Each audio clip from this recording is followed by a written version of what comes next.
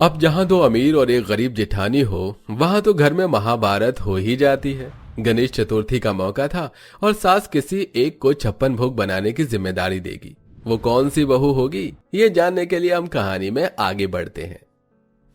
मूर्ति ले लो, मूर्ति, सुंदर सुंदर भगवान की मूर्तियां ले लो, छोटी से बड़ी तक मूर्तियां ले लो, खास हाथों से बनाई गई सुंदर सुंदर मूर्तियां ले लो।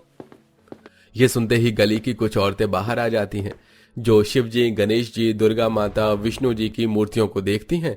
तभी जानकी की तीनों बहुएं भी बाहर आ जाती हैं। माँ जी, मंदिर में शिव शंकर की मूर्ति रखने के लिए एक मूर्ति ले लीजिए। देखिए ये वाली कितनी सुंदर है। हाँ माँ जी, मुझे भी ये वाली बहुत पसंद है। कह तो तुम ठीक रही हो। माँ जी, अगले 4 दिन बाद गणेश चतुर्थी की पूजा है। आप गणेश जी पूजन के लिए उनकी मूर्ति ले लीजिए ना, वो नहीं है हमारे पास। अरे हाँ, मैं भूल कैसे गई कि गणेश चतुर्थी आने वाली है और उस पर तो मूर्ति चाहिए ही होती है। लेकिन बहू तू जानती है ना, विसर्जन पर लोग कितना गलत इस्तेमाल करते हैं मूर्ति का, उन्हें यूं ही नदी किनारे छोड़ देते हैं। हाँ माँ जी, आपने बिल्कुल ठीक कहा। मैं सोच रही थी कि कोई ऐसी मूर्ति हो जिससे पर्यावरण को नुकसान ना पहुंचे। वो क्या बोलते हैं, एक इको फ्रेंडली। गरीब जेठानी जी को बोलना आता है नहीं और चली हैं इको फ्रेंडली मूर्ति खरीदने। सही बोली तू। अरे बहन जी, आप चिंता मत कीजिए, मेरे पास एक और फ्रेंडली मूर्ति भी है, लेकिन कुछ ही लोग खरीदते हैं। ये लीजिए, एक बड़े साइज में है, छोटे साइज में है, आपको कौन सी चाहिए? माँ जी बताइए ना। बहू ये बड़ी वाली ले ले, मुझे बहुत अच्छी लग रही है। मुझे भी माँ जी। ये लीजिए भैया पैसे। अरे वाह जानकी, तेरी बड़ी बहू तो बहुत समझदार है। इसी को देखकर अब हम भी इको फ्रेंडली मूर्ति लेंगे। भैया हमें भी दे दो। वो तो है। फिर सब अपने अपने घर मूर्ति लेकर चले जाते हैं। अर्चना गणपति बप्पा की मूर्ति पर लाल कपड़ा ढककर मंदिर में ही रख देती है। तभी उसकी दोनों अमीर देवरानियां कहती हैं, वैसे जेठानी जी, आप इतनी गरीब हैं, मूर्ति खरीदने के लिए आप पर पैसे आ गए, या वो भी चोरी किए हैं? मुझे तो लगता है जरूर माँ जी के या फिर हमारे पतियों के पैसे चुराए हैं इन्होंने, वरना इन पर तो फूटी कौड़ी भी नहीं होती। बस करो तुम दोनों। हाँ मैं गरीब हूँ, मेरे पति इतना पैसा नहीं कमाते, इसका मतलब ये नहीं कि मैं 4 पैसे भी नहीं बचाती। बहुत दिनों से ये पैसे जोड़ कर रखे थे, उसी से ही मूर्ति खरीदी है। तुम्हें तो ना याद था और ना ही खरीदी। व्हाटएवर। बहुत हो गया तुम तीनों का। कुछ दिनों में गणेश चतुर्थी, उसकी तैयारी करनी है कि नहीं? अब बताओ 56 भोग कौन बनाएगा उनके लिए? रुचि, मनीषा, तुम बनाओगी? हमें अपनी भी तैयारी करनी है माँ जी। I have no time. मुझे अपने लिए भी मेकअप, ज्वेलरी, साड़ी डिसाइड करनी है। अरे हाँ, मार्केट में गणेश चतुर्थी पर स्पेशल ऑफर चल रहा होगा साड़ी पर। मैं तो साड़ी खरीदूंगी और पहनूंगी। हमारे पास पैसा बहुत है, हम तो अच्छी शॉपिंग करेंगे। लेकिन जेठानी जी का क्या होगा? उनके पास तो वही गिनी चुनी फटी साड़ी है जो हर त्योहार पर बदल बदल कर लटका लेती हैं। कोई बात नहीं रुचि, मैं उसी में ही खुश हूँ। आखिर वो भी मेरे पति ने मुझे प्यार से दी है। ऐसा तो नहीं है कि हर साड़ी एक बार पहनो और फेंको। 2 चीजों की कदर तभी होती है जब उसे बार बार इस्तेमाल में लाए। इन दोनों को 56 भोग बनाना भी नहीं आता होगा, पर मैं सारी तैयारी कर दूंगी और खाना भी बना दूंगी। ठीक है, तो फिर तू ही गणेश चतुर्थी पर अकेले 56 भोग तैयार करेगी। याद रहे कोई गड़बड़ ना हो। भगवान जी के मामले में मुझे ये सब चीज पसंद नहीं है। माँ जी आप निश्चिंत रहिए।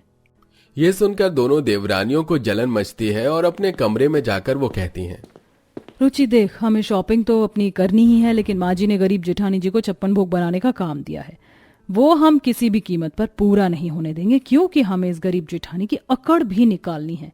हाँ बिल्कुल, हम इसके 56 भोग पूरे ही नहीं बनने देंगे, इसकी तबीयत खराब कर देंगे। अगले दिन सास गरीब जेठानी को कुछ पैसे देती है, जिससे वो 56 भोग बनाने के लिए सामान, मेवा और गणपति जी का सजाने का सामान लाती है। वहीं दोनों अमीर देवरानी महंगी महंगी नवारी साड़ी, नवारी गहने खरीदती हैं और वैसे ही जूती भी। कुछ ही देर में दोनों अमीर बहू अपनी शॉपिंग कंप्लीट कर लेती हैं। वहीं जेठानी भी घर का सारा सामान बचत के हिसाब से सस्ता टिकाऊ खरीद लाती है। दरअसल दोनों अमीर देवरानी को खाना बनाना नहीं आता था, इसलिए घर का सारा झाड़ू पोछा, खाना बनाना गरीब जेठानी करती थी। और वो गरीब थी इसलिए उससे भी पिनकी रहती थी। अब गणेश चतुर्थी की एक रात पहले अर्चना कुछ मिठाई तैयार कर रही होती है। इस मिठाई को तैयार होने में टाइम लगेगा। अच्छा है, इसे आज ही तैयार करके फ्रिज में रख दूंगी और कल बाकी का सामान तैयार कर लूंगी। मेरा सारा काम हो जाएगा। वैसे भी 56 भोग एक दिन में कहाँ बनेंगे। दोनों अमीर देवरानी उसे देख रही होती हैं और उसकी बनी मिठाई खराब करने के लिए दोनों नजर लगाकर खड़ी रहती हैं। सारी मिठाई बनने के बाद जेठानी ट्रे में ठंडी होने के लिए रख देती है और इतने में दोनों देवरानियां उसकी सारी मिठाई की आकृति खराब कर देती हैं। तो किसी में नमक डाल देती हैं। जैसे अर्चना आने वाली होती है तो खिड़की के पास कोई कुत्ता छोड़ देती हैं। हे भगवान, ये इतनी सारी मिठाई कैसे खराब हो गई? मैंने कितनी मेहनत से बनाई थी और अब तो राशन भी नहीं है, चीनी भी 20 किलो खर्च। ये खिड़की कब खुली? लगता है वो कुत्ता बिगाड़ कर चला गया। मेरी सारी मेहनत पर पानी फिर गया। अब कल सुबह मिठाई दोबारा बनाऊंगी, जल्दी उठकर। माँ जी से पैसे भी नहीं ले सकती। अर्चना उन सबको फेंक कर वापस अपने कमरे में जाकर सो जाती है और सुबह 5 बजे ही उठकर अपने पति से पैसे मांगती है। सुनिए जी, मुझे पैसे चाहिए। माँ जी ने जो मुझे पैसे दिए थे वो सारे खर्च हो चुके हैं और बाकी सामान बनाने के लिए मुझे करीब 3000 रुपए दे दीजिए। मैं माँ जी को नहीं बता सकती। अरे तुम्हारी मिठाई कैसे खराब हो गई? आज तक तो कभी रसोई में कोई कुत्ता नहीं आया और मैं पैसे कहां से लाऊं इतने सारे? तुम जानती हो मेरे पास काम में कितनी गड़बड़ हो रही है। इस बार पैसे 2-2 महीने में एक बार आ रहे हैं। तुम कहीं और से इंतजाम कर लो। ठीक है। यह सुनकर अर्चना परेशान हो जाती है और घर में बाकी मिठाई बनाने की तैयारी करती है। इतने में जब सारी दुकान 6-7 बजे खुल जाती हैं तो वो उधार सामान ले आती है और उससे 56 भोग की मिठाई बनाने के साथ वो घर की साफ सफाई और गणेश चतुर्थी पर गणेश जी की मूर्ति सजाती है, उनको वस्त्र पहनाती है, मंदिर को अच्छे से सजाती है।